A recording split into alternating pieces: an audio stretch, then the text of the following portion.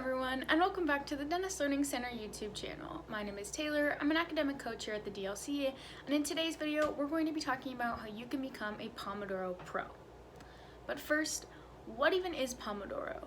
In short, Pomodoro quite literally translates to tomato. It's an Italian word, and the background is kind of interesting, so if you want to, go ahead and look it up. To save time in this video, we'll just cut to the chase.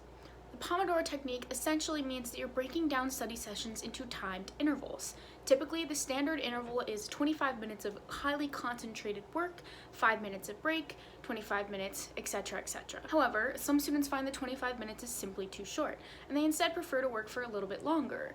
You really get to customize what interval works for you, but some students work up to 45 minutes at a time and take a 15-minute break. Importantly, we do recommend that you don't work for more than 2 hours at a time because studies in educational psychology show that you actually work more efficiently if you do take breaks. If it sounds enticing to work more efficiently and you're interested in breaking up your study sessions, then Pomodoro Technique might be best for you. So if you think Pomodoro sounds good for you, let me offer you some quick tips. Some students find it helpful to plan exactly what they're going to do in each Pomodoro interval. Especially during final season, I personally like to designate specific intervals for specific types of studying I want to do. So I might decide in intervals 1 and 2, I'm going to be reviewing my notes and making sure that I got all of the information that I wanted to out of them. And then in intervals 3 and 4, I'm going to be testing myself on that information and making sure I can actively recall it. Second, the idea with Pomodoro is that you're going to be very efficient and very focused for the 25 to 45 minutes that you're working. And so during that time, if you find yourself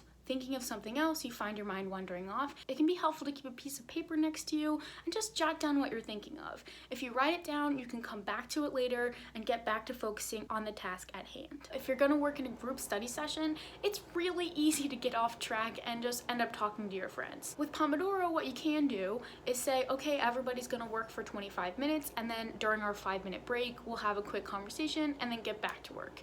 It helps you stay on track, but also builds in a little bit of social time so that you still feel like you're with a group. It does matter what kind of breaks you're taking.